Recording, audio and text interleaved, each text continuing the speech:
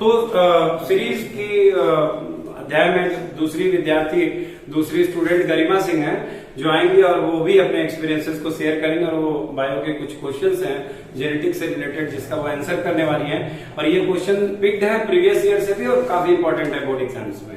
सो हमारे सामने गरिमा आ रही है, आइए गरिमा। आप जैसा कि आपका बोर्ड का एग्जाम है, क्लास 12 में आप पढ़ती हैं और सिर्फ 4 महीने आपके पास बचे हैं। जेनेटिक्स बहुत इंपॉर्टेंट चैप्टर है जैसा कि हम लोग पहले भी डिस्कस कर चुके हैं।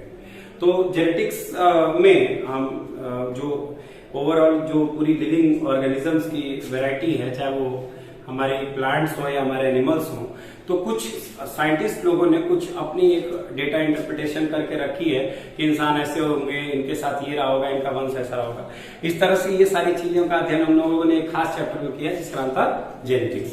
तो पहला प्रश्न आपसे मैं पूछना चाहूंगा कि पेडिग्री एनालिसिस क्या होता है? What is pedigree analysis?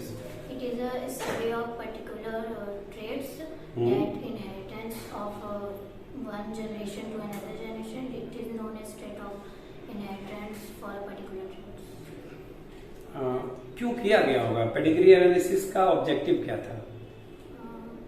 ये एक पर्टिकुलर एक ट्रेट के लिए किया था, ट्रेट ऑफ जीन्स के ट्रेट के लिए किया था। पेडिग्री तो एक बार को चलिए समझ में आता है, एनालिसिस क्यों इसमें वर्ड जोड़ा गया है? एनालिसिस का वास्तविक मतलब आपके हिसाब से क्या है?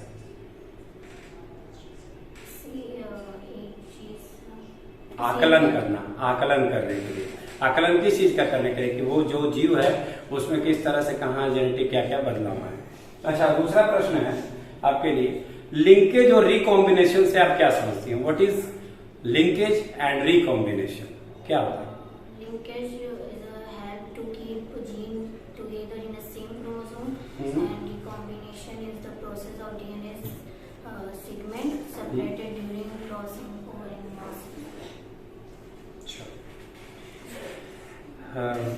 गरिमा, ये आप एज ए स्टूडेंट बताइए कि जेनेटिक्स चैप्टर को आप कितना इम्पोर्टेंट समझती हैं अपने बोर्ड के लिहाज से और नीट के लिहाज से, और आपको क्या लगता है कि इस चैप्टर में या इस इंटायर यूनिट में जिसका नाम जेनेटिक्स है, इसमें से किस तरह के क्वेश्चंस ज्यादातर पूछे जा सकते हैं? कुछ आपका आकलन है? क्योंकि आप लोग इस समय सैंपल पेपर वगैरह भी देख रहे हैं और प्रीवियस ईयर भी देख रहे हैं, तो आपको क्या लगता है इस चैप्टर में से कौन से क्वेश्चंस हैं जो बहुत ज्यादा इंपॉर्टेंट हो सकते हैं, हमें पढ़ना चाहिए और हमें लोगों तक शेयर करना चाहिए? बताइए। जीन्स के बारे में, म्यूटेशन और प्रिंसिपल्स ऑफ इनहेरिटेंस में क्या? मेंडल्स लॉ और law of dominance, law of, वो तो उनकी लॉज थी। क्या आपको ये लगता है कि ब्लड ग्रुप से रिलेटेड क्वेश्चन पढ़ना इंपॉर्टेंट रहेगा? रहेगा। ब्लड ग्रुप का क्वेश्चन पढ़ने का मेन ऑब्जेक्टिव क्या है, मेन मकसद क्या है, ये बताइए। ब्लड ग्रुप का जो क्वेश्चन होता है, हमें ये टॉपिक क्यों पढ़ाई गई, इसका क्या महत्व होगा आपके हिसाब से?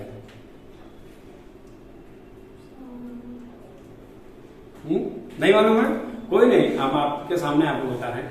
दरअसल में ब्लड ग्रुप टॉपिक पढ़ाने का मेन ऑब्जेक्टिव था कि जब हम लोगों ने जीन्स की स्टडी कर ली, सब कुछ जान लिया कि जीन्स से ये चीज आएगी, ये कैरेक्टरिस्टिक्स आएगी, ये तमाम चीजें आएंगी, तो ये भी जानना जरूरी है कि पेरेंट्स अगर अलग है, फादर अगर वो ग्रुप है या मदर भी ग्रुप है, तो प्रोजेनी कैसा हो सकता है।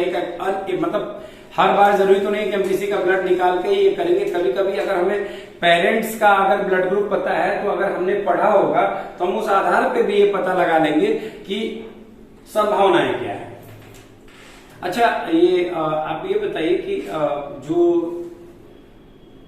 म्यूटेशन होता है, तो म्यूटेशन किन किन चीजों से हो सकता है? म्यूटेशन के लिए कुछ फैक्टर्स भी होने चाहिए कि नहीं होने चाहिए आपके हिसाब से? क्या क्या हो सकते हैं फैक्टर जिनसे म्यूटेशन हो जाएगा? जीन म्यूटेशन या कोई म्यूटेशन हो रहा है? चलिए, इसके अलावा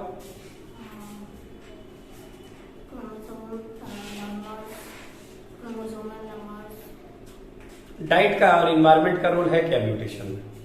हाँ। अगर इन्वायरमेंट बदल दिया जाए तो ये माना जा सकता है कि कभी कभी पेरेंट्स से अलग प्रोजेनी का भी आगमन हो सकता है। यस, एनवायरमेंट और डाइट का है ना। तो उस हिसाब से अगर लगभग कैलकुलेट करके देखा जाए तो हम ये मान सकते हैं कि इस चैप्टर में ब्लड ग्रुप भी एक बहुत बड़ा इंपॉर्टेंट क्वेश्चन हो सकता है, लिंकेज रिकॉम्बिनेशन बहुत बड़ा क्वेश्चन हो सकता है, म्यूटाजेंस बहुत इंपॉर्टेंट हो सकते हैं, म्यूटेशन बहुत इंपॉर्टेंट हो सकता है, मेंडल्स की लॉ बहुत इंपॉर्टेंट हो सकती है, मोनोहाइब्रिड डाइब्रिड क्रॉस बहुत इंपॉर्टेंस हो सकता है, टेस्ट क्रॉस करना, पुनेट स्क्वायर बनाना, ये सारी चीजें बहुत इंपॉर्टेंट है। उम्मीद करते हैं कि गरिमा सिंह के दिए गए जवाब से सारे व्यूअर्स को अच्छा लगा होगा। और ये भी आप लोगों की तरह ही एक नॉर्मल सी 12 की बच्ची है, इसको मैं कैमरा पे इसलिए लाया कि ताकि इसके अंदर का वो फियर कम हो और साथ ही साथ इसको ये लगे कि मुझे इस तरह से अपने आप को प्रिपेयर करना है कि आगे जाकर के लोग मेरे आंसर्स को लाइक करें और मुझे फॉलो करें। सो मेरे वीडियो बनाने का मकसद ये नहीं है कि कोई पब्लिसाइज हो, बस ये हो कि आप जैसे बच्चे जो कभी ऑनलाइन देखते हैं इन सब चीजों को, तो उनको थोड़ा सा मोटिवेशन मिले कि इस समय में हम अपनी तैयारी की स्ट्रेटजी कैसे रखें और नॉर्मल से एबनॉर्मल से नॉर्मल की तरफ हम कैसे जाएं। So thanks for watching and thanks Garima.